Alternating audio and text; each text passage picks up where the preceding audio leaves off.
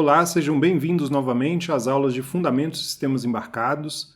Na aula de hoje, nós vamos voltar ao assunto dos recursos do sistema Linux. Nós já vimos a parte de arquivos e aí nos aprofundamos um pouco na parte de comunicação serial, que é acessado pelos arquivos I2C, UART, SPI. Vimos também o acesso à GPIO, às portas digitais de acesso do sistema. E agora nós vamos voltar aqui aos recursos que o sistema operacional nos fornece para a construção de sistemas embarcados. No caso da aula de hoje, nós vamos nos aprofundar em processos e sinais. Em sequência, nós vamos ter uma aula sobre threads e depois sockets, para terminar essa revisão de sistemas operacionais. Então vamos lá. Começando com o processo, um dos principais conceitos aqui de um sistema operacional e um dos diferenciais, quando a gente está trabalhando em sistemas embarcados, entre o que a gente roda em alguns momentos em bare metal, ou seja, um programa só rodando direto na CPU, quando você tem um sistema operacional embarcado dentro de um conjunto, ali dentro de um processador, você tem o suporte a rodar vários processos, e um dos papéis do sistema operacional é gerenciar a execução, isolar a memória, enfim, fazer com que seja possível e fácil você rodar vários programas em paralelo, vários processos em paralelo. Então lembrando aí que um programa, a diferença aqui entre um programa, que é o código que está em disco ou na memória não volátil, vamos dizer assim, e o processo é aquilo que está sendo executável e está ativo dentro do sistema operacional, rodando. Então, esse processo, ele é gerenciado pelo sistema operacional a partir de informações armazenadas na tabela de processos. Normalmente, cada processo ele tem um Process ID, um identificador, e durante a sua execução, esse processo está compartilhando o recurso do sistema, o recurso do hardware com outros processos, geralmente a CPU, memória e assim por diante. Tá? E eles são gerenciados por um escalonador, os diversos processos, e interagem com outros a partir de mecanismos de comunicação. Aqui é um breve resumo do que estaria numa tabela de processo, ou seja, o que contém num processo. Então nós temos desde a parte de ambiente, onde nós vemos aqui o espaço de endereçamento, a memória, o processo pai, o filho, quem é que chamou cada processo, quem foi o criador, quem é o proprietário aqui, justamente para dar privilégios ou não a um processo, ele é um processo rodando em modo kernel do root, ele é um processo de usuário, quais arquivos estão abertos pelo processo, sinais, estatísticas de uso e assim por diante. E em tempo de execução nós temos também, por exemplo, o contador de programa, program counter, o processo vai avançando, contador de pilha, o stack pointer, registradores, estado de execução, tudo isso é dinâmico e o sistema gerencia para cada um dos processos que estão sendo executados. Então, nessa tabela de processos que o SO mantém, nós temos todas essas informações armazenadas para a gerência. Ela contém campos que dizem respeito tanto à gerência do processo quanto à gerência de memória e gerência de arquivos, como foi colocado. Tá? E ela possui uma entrada por processo, e os campos nela contidos eles variam de cada um sistema operacional. Então, alguns são mais complexos, tem mais informações, outros menos. No caso aqui, como a gente falou do Linux, então identificador de processo, valor de registradores, program counter, valor da palavra de estado, stack pointer, estado do processo, tudo isso está dentro da tabela. E nós temos também dados referentes à memória, por exemplo, o endereçamento, o segmento de endereçamento, justamente para isolar os processos em memória, para que cada um não possa escrever ou ler especificamente na área do outro, quando não é permitido, dados de pilha, estado de saída e assim por diante. E esses dados referentes à gerência de arquivos, eles podem ser vistos, por exemplo, no Linux, na pasta /proc. Então ali tem todos os processos em execução, ali é onde são armazenados em arquivo, ou em memória, o que está, você pode acessar o que está acontecendo a cada momento. Tá? Então aqui um simples programa, mostrando a identificação do Process ID e o Parent Process ID. Podemos executar esse programa aqui na Raspberry. Então, já estamos acessando aqui a placa remotamente. Então, compilando e executando, nós vamos ver que esse processo tem o identificador 13.393 e quem chamou esse processo, nesse caso quem chamou é justamente o usuário aqui do bash, é o processo bash, tem um outro valor aqui 14.384. Então, esses são os Process IDs que estão sendo utilizados do próprio processo e do seu parent, ou seja, quem o chama. Além disso, né, nós temos as informações do User ID, o identificador de usuário, e o Group ID, o identificador de grupo, que é necessário para que o SO ele possa definir as permissões de execução. Então, no Unix, a gente pode, esse processo é dado pelos dois, tanto pelo User ID quanto pelo Group ID, né? Nós temos essa gerência de permissão. E o programa PS, né, nós podemos utilizar para verificar todos os processos que estão em execução em um dado momento. Então, aqui, se nós rodarmos dentro de um usuário o comando PS, nós vamos ver só os processos que estão rodando naquela sessão especificamente, né? Mas se eu colocar uma flag mais avançada, eu posso ver todos os processos que estão rodando no meu usuário, né? Em qualquer uma das sessões, por exemplo. Tá? Então aqui a gente avança um pouquinho mais. Ou eu posso ver aqui todos os processos que estão rodando independente de usuário. Então aqui eu tenho permissão de ver, por exemplo, os processos estão rodando em modo root, né? E diversos outros usuários aqui que estão identificando. Então, em todos esses casos, né, em essas tabelas, a gente consegue ver o Process ID especificamente, o usuário, né, a informação de quem está rodando, o Parent Process ID, ou seja, quem é que chamou, né, quem é que está invocando essa sessão de usuário e assim por diante. Então, assim, a gente consegue verificar. E, através do comando top, que vocês conhecem, né, provavelmente, nós podemos ver o que está em execução naquele momento, né, não só o Process ID, o usuário, mas também o uso de memória, né, alocação de memória e assim por diante. Tá? No /proc, se eu der um ls no /proc, eu consigo ver todos os processos que estão em execução em um determinado momento. Então, por exemplo, o shell que eu estou rodando aqui no meu usuário, esse bash, é o processo 103.15.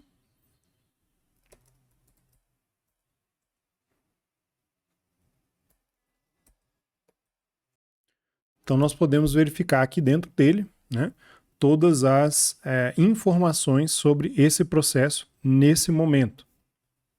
Por exemplo, quais arquivos estão abertos. Então, se eu der um ls aqui na pasta File Descriptor, nós vamos ver geralmente os arquivos stdin, stdout e stderror, que são os IDs 0, 1, 2, e aqui o 255 também aberto. Então, são 3 arquivos que estão, ou 4 arquivos que estão abertos num determinado momento. Seguindo, então, o sistema operacional ele gerencia processos, né? Então o processo é composto tanto pelo ambiente quanto pela execução, e cada processo ele tem um fluxo de controle, né? Então o Program Counter é justamente quem diz, né, em que ponto que o processo está em execução. Tá? Então em um dado instante pode haver vários processos ativos dentro de um sistema operacional em pontos diferentes de execução. Então, só para ilustrar, né, aqui tem um processo, um único processo P1, e em momentos diferentes, no tempo 1, tempo 2 e tempo 3, o Program Counter vai avançando. Então, primeiro ele estava aqui definindo a variável x, depois definindo a variável y, em seguida já atribuindo a variável x o valor 2.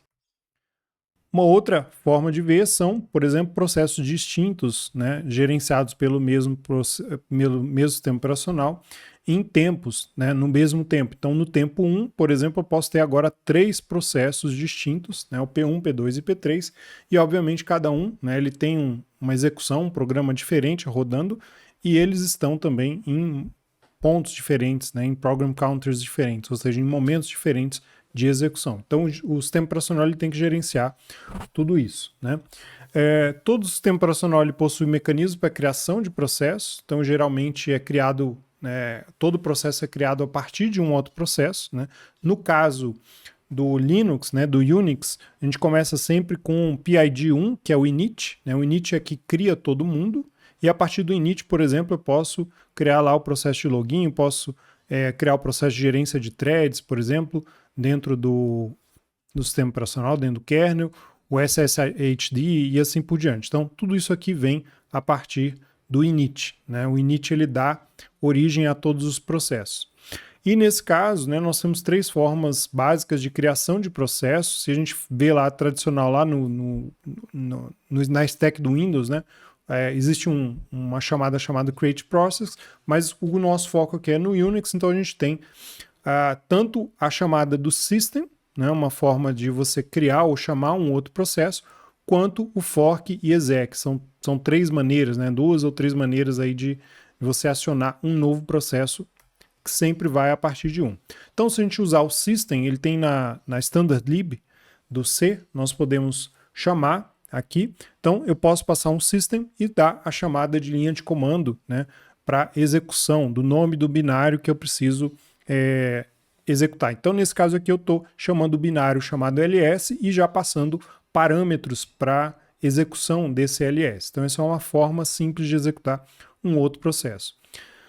Então, nesse caso, a função system ela retorna a saída, né, do status do comando ali do shell, tá? E se o shell não puder ser executado, ele retorna o valor de 127, né? Ou, se outro erro ocorre, -1. Então, são as formas de lidar aí com o system, que não é necessariamente o mais recomendado na maioria dos casos, a não ser que você esteja chamando um software externo, né, especificamente, tá? A função ou meio mais tradicional de criação de processos é utilizando 2 funções, a fork e exec, em sequência, tá?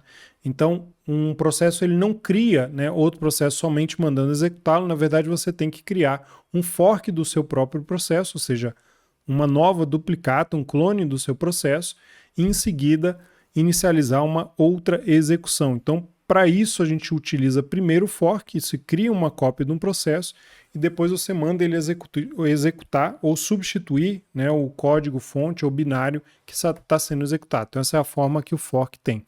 Então, o fork ele cria essa duplicata, né, o processo filho, e em seguida, tanto o processo pai quanto o processo filho eles continuam a executar normalmente, né, o mesmo código fonte, mas quando você reconhece, né, o que você é um fork, você muda o seu processo de execução. Então o esquema é mais ou menos esse. Eu tenho um processo inicial, eu faço um fork. Esse fork é uma função que tem como retorno o process ID do processo original criado. Então o processo pai que cria, né, o filho, ele recebe o PID do filho, mas o processo que é duplicado, né, a função fork, ela não retorna nada, ela retorna 0. Então, esse novo processo, a partir da identificação de que ele não tem retorno na função fork, a partir daquele ponto de execução, eu consigo identificar que eu sou um novo processo e, por exemplo, executar um novo código a partir desse momento, tá? Então, esse aqui é um código de exemplo que faz exatamente esse processo. Tá? Então vocês podem executar aí e verificar essa criação. Tá? Então, a partir do momento que você criou o fork, você pode chamar o exec, né, para substituir o programa em execução por outro programa, né? E aí, quando ele chama, ele cessa imediatamente a execução do programa e começa, né, a partir do 0 ali, o program counter do 0 a partir de um novo binário, tá? E tem variações aqui do exec. Então, por exemplo, nós temos a possibilidade de executar a função exec pura, ou a exec p, ou a exec v e assim por diante. Então, nós temos variações, né, da função exec. Por exemplo, as funções que têm o exec p, elas aceitam, né, a procura de um novo binário a partir do caminho atual, né, ou seja, do diretório onde está o seu executável. Tá certo? Senão você teria que passar o caminho absoluto, por exemplo. Então tem variações dessa função, depois vocês podem verificar. Aqui uma outra variação, então o exec com a letra V, ele aceita que a lista de argumentos ela possa ser nula, né? Você não precisa passar necessariamente o argumento para iniciar o seu processo. E com a letra L, aceitam lista de argumento, né, com utilização de mecanismo, né, de argumentos de variáveis aqui na linguagem C. Então são variações aí do processo de exec que nós podemos utilizar. Então aqui tem mais um exemplo, né, o código fonte lá do processo 4. Então nós vamos executá-lo, esse mais completo, né? Então a gente vai fazer o processo de fork e depois o exec vp para tornar um novo processo na memória.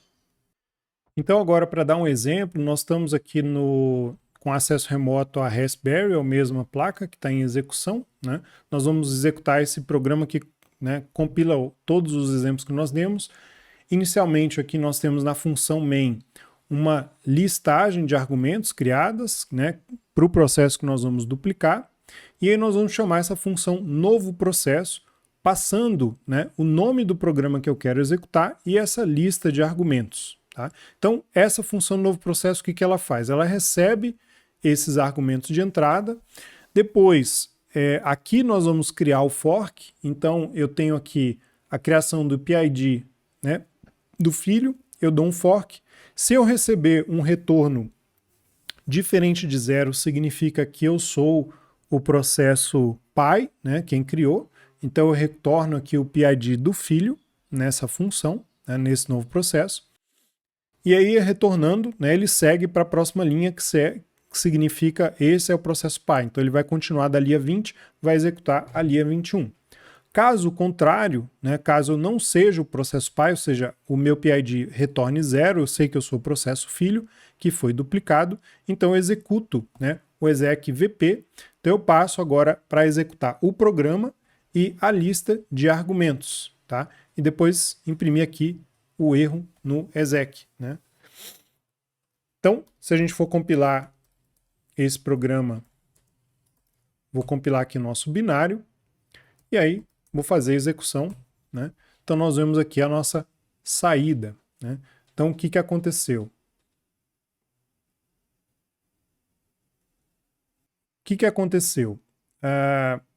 Compilei, executei, o processo pai ele retornou, né? E ele foi encerrado, e em seguida o processo filho ele foi executado, né? Quem era o processo filho? O processo filho ele executaria justamente o ls com uma lista de argumentos. Que lista de argumentos? -l no barra, né? Então eu estou fazendo um ls -l no diretório raiz, né, da minha placa. Então eu estou dando uma lista ali no diretório raiz. E depois ele é encerrado, né? Então esse é o escopo ali de execução do programa. Tá?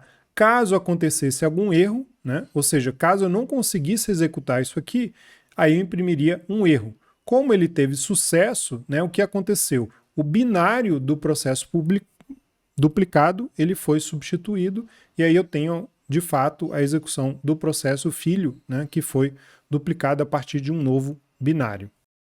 Então esse é só um exemplo mais completo. Lembrando que todos esses exemplos eles estão no repositório da disciplina, no repositório específico lá, exemplos de recursos de SO Linux. Então aqui nós temos os exemplos de processos, esses que nós executamos agora, processo 1, 2, 3, 4, né?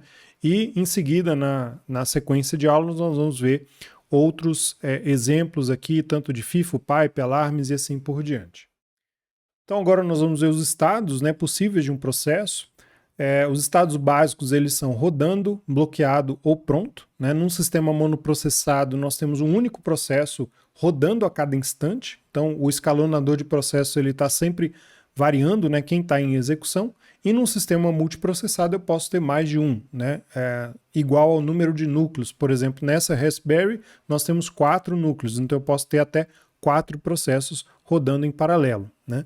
E além daqueles estados, nós podemos ter outros estados diferenciados, por exemplo, bloqueado e suspenso, pronto, suspenso, novo e terminado. Então, como resumo, né, geralmente nós começamos aqui por um processo novo, quando ele vai ser executado a partir do disco. Então o sistema operacional coloca em memória, né, mas ainda existe uma necessidade de você abrir os recursos, abrir os arquivos, ou seja, o processo ele fica aguardando até que todos os recursos do SO estejam prontos para ele rodar.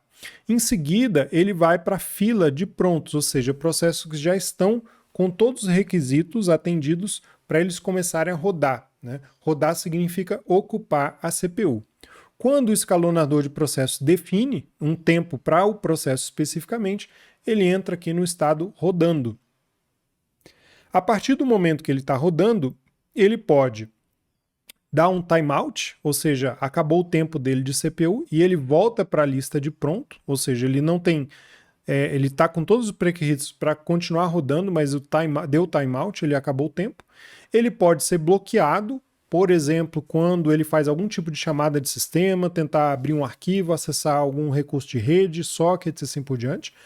faz uma chamada blocante em que o sistema operacional tem que alocar algum recurso, então ele não está mais pronto para voltar a ser executado, ele fica bloqueado, né? Ou ele pode ser terminado, encerrado diretamente, né? No estado bloqueado, assim que o sistema operacional ele tem a possibilidade de alocar recurso, esse sistema ele pode voltar, esse processo ele pode voltar para a lista de prontos para que ele possa rodar.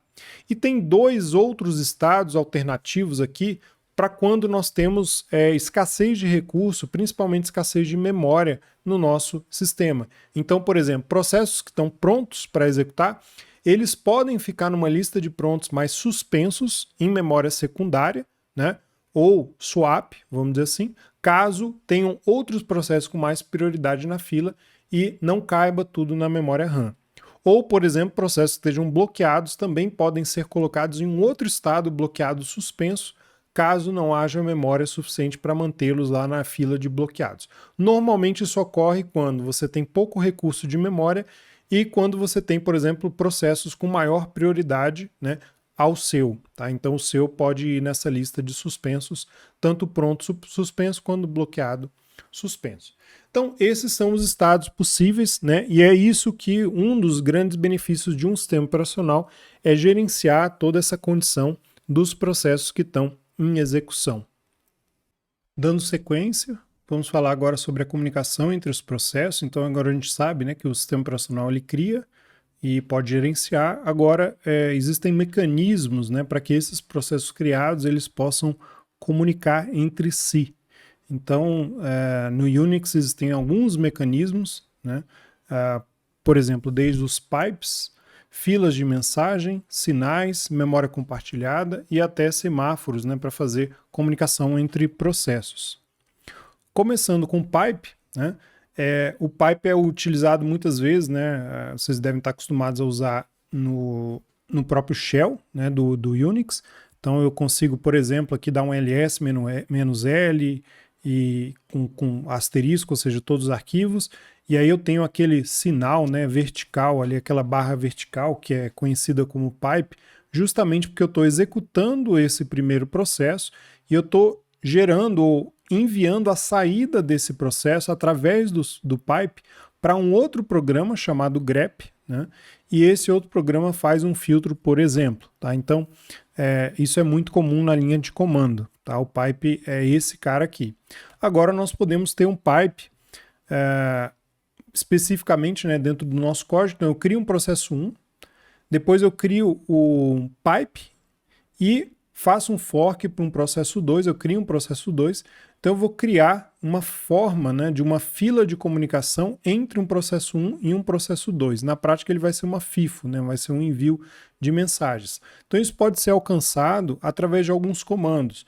Por exemplo, o comando pipe, né, eu basicamente crio essa fila, né, e esse comando pipe aqui, normalmente a gente cria com ele bidirecional, então aqui com o file descriptor, né, de duas posições, então eu crio um pipe de duas posições, como se fosse um array de 2, e aí basicamente o que ele vai me fazer é criar um pipe onde tanto o processo pai quanto o processo filho, eles podem enviar, né, leitura e escrita respectivamente. Tá? Então isso aqui é uma função básica para trabalho com pipe.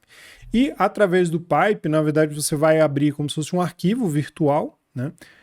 Ele é isso, então você vai ler e escrever do pipe utilizando os comandos POSIX, read e write. Então, no caso aqui, a primitiva write, você vai passar o file descriptor do pipe e a sintaxe que nós já vimos anteriormente do buffer e o número de bytes que eu vou enviar. Da mesma forma, eu vou ler do byte a partir desse file descriptor desse pipe. Então, em resumo, a gente cria o pipe, faz um fork no processo, tá?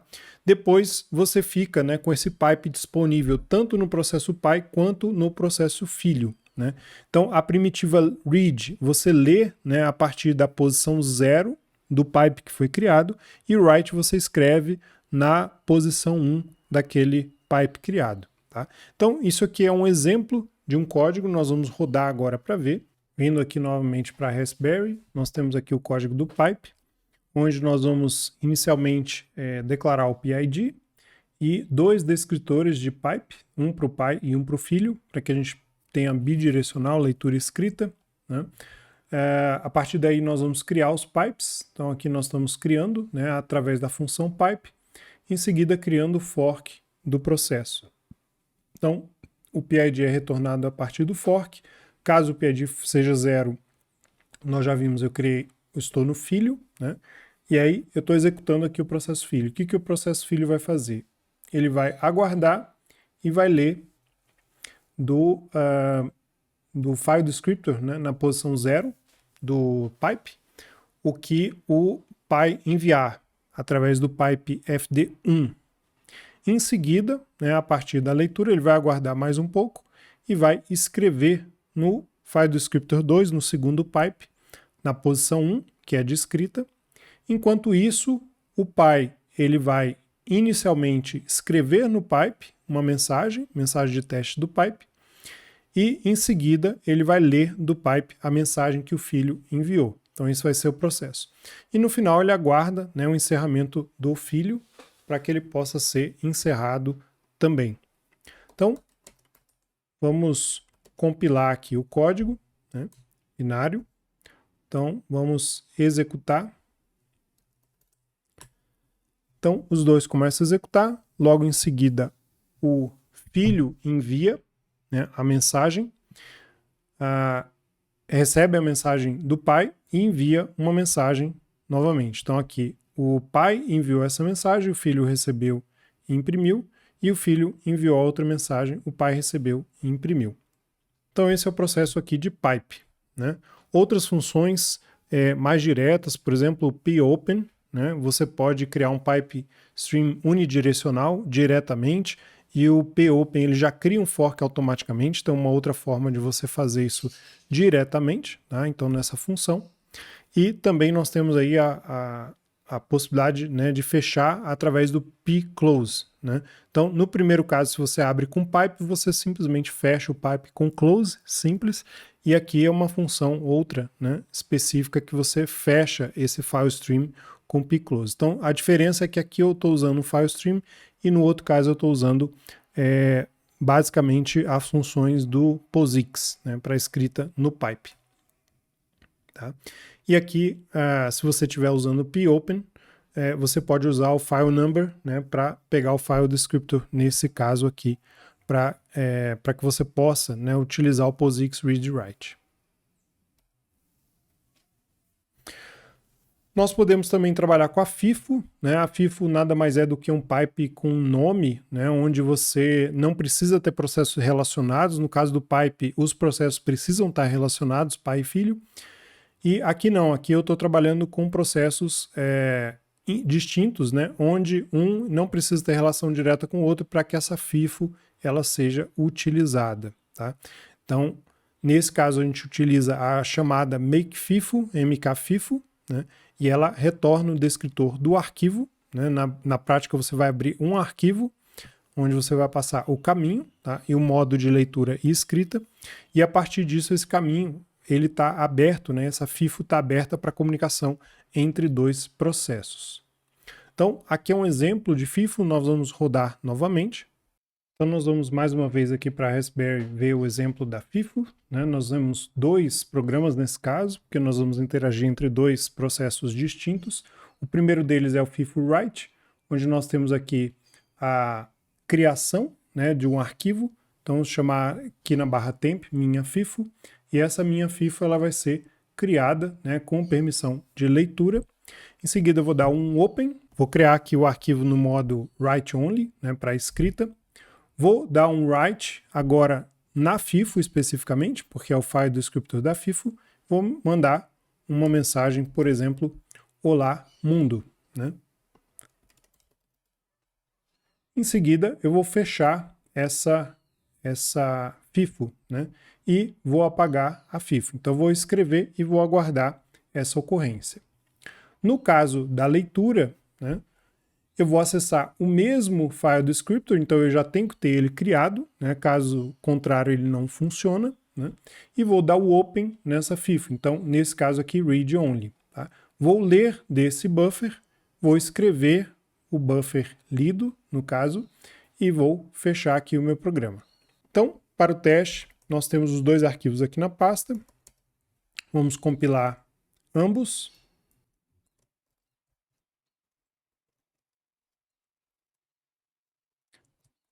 E na esquerda eu vou executar o bin write.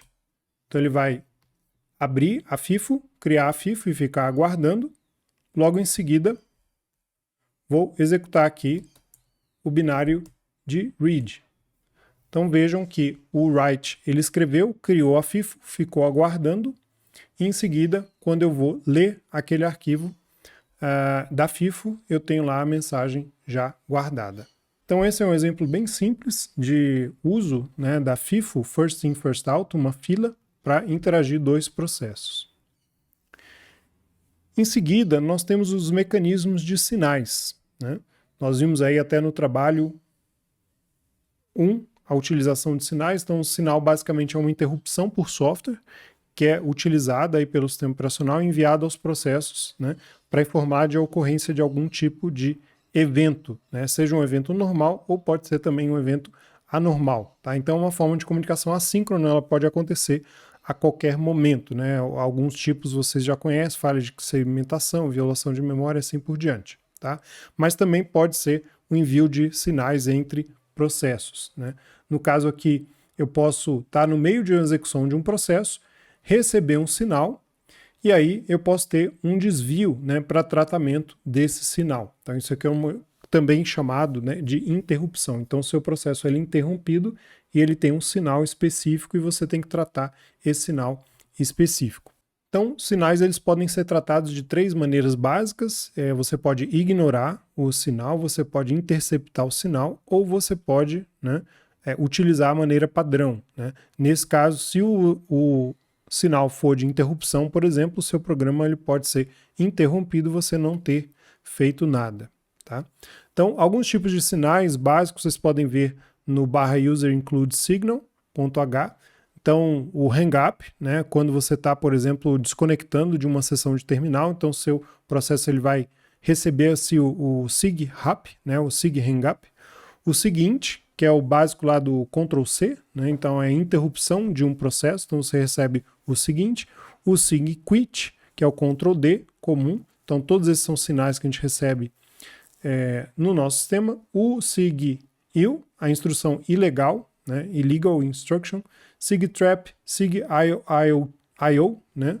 Problemas de instrução, por exemplo, de entradas e saídas, sig-MT, então aqui as instruções do emulador. Aqui o sig-FPE do floating point, então quando ocorre algum tipo de cálculo ilegal, né, de unidade de ponto flutuante. O sig-kill, que é muito conhecido por todos, né, que é a questão de destruir um outro processo ou matar um outro processo. Né, você interrompe um outro processo, mas sem dar chance dele de executar qualquer coisa, você simplesmente tira da memória. O sig-bus, né, erro no barramento.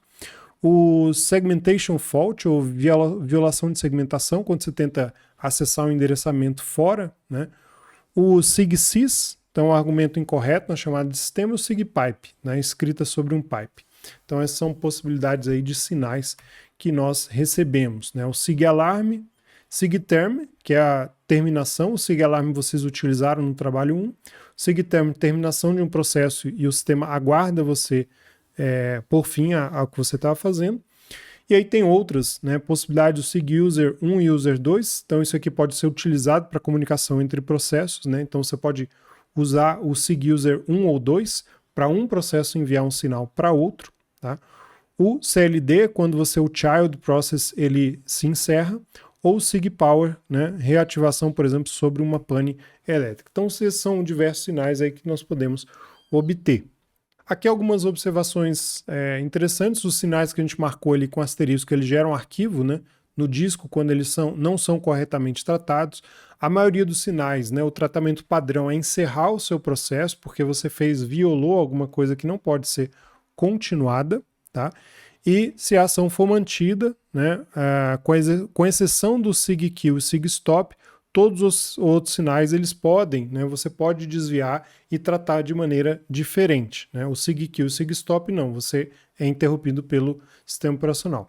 E os sinais sig-user 1 e 2, eles não têm ação pré-definida pelo sistema, né? Então você tem que tratar para saber o que vai acontecer. Então se você recebe um SIG-user 1 ou 2, seu processo não vai ser encerrado, simplesmente você escolhe por tratar ou não aquele sinal. O processo de tratamento de sinal aqui por interrupção é através da função signal, né? Então você define qual vai ser o sinal que você vai interpretar, nesse caso vai tratar, e depois você passa, né, o ponteiro para a função especificamente de tratamento que você quer utilizar. Tá? E o kill, né, a diretiva kill é para envio de sinal. Tá? Então você pode colocar o kill lá no shell, por exemplo, é utilizado, mas dentro do programa você pode usar a diretiva kill através da biblioteca signal para enviar um sinal para um outro processo. E através dessa função kill, nós podemos utilizar, por exemplo, se você não preenche o valor sig, né, que ele for nulo, basicamente você vai identificar se o número do PID que você passou é de um processo existente ou não. Se for um PID maior que 1, ele vai enviar aquele sinal especificamente ao processo, né, que você está referenciando. E se o PID for 0, na verdade você vai estar enviando aquele sinal para todos os processos, né, daquele grupo do seu processo emissor. Tá? Então isso, por exemplo, você pode encerrar uma série de processos em paralelo sem enviar sinal um por um. E aqui algumas outras condições, né? Se o seu PID for igual a 1, né? Então você é o usuário root nesse caso. Então o sinal é enviado a todos os processos, exceto os processos do sistema e ao processo que enviou o sinal. Tá? Senão ele é enviado a todos os processos com ID do usuário real igual ao ID do processo. Se for um PID menor do que 1, então o sinal é enviado a todos os processos para os quais o ID do grupo é igual ao valor do PID. Tá? Aqui tem um exemplo simples, né, de SIG-user para envio de sinais. Então aqui tem uma função de tratamento do sinal SIG-user1. Aqui é uma função de tratamento do sinal SIG-user2. Então nós voltamos aqui a Raspberry. E nesse caso nós temos, né, a função aqui de SIG-user1, tratamento de SIG-user1, SIG-user2 e o cadastro delas. Então, função signal você consegue cadastrar qual sinal você vai interceptar e qual é a função que vai tratar esse sinal. Então eu cadastrei mais uma aqui ainda, seguinte, né, o Ctrl+C, para tratamento da interrupção. Então nós podemos acionar ou enviar o sinal por dentro do nosso processo ou por fora. Nesse caso nós vamos compilar o código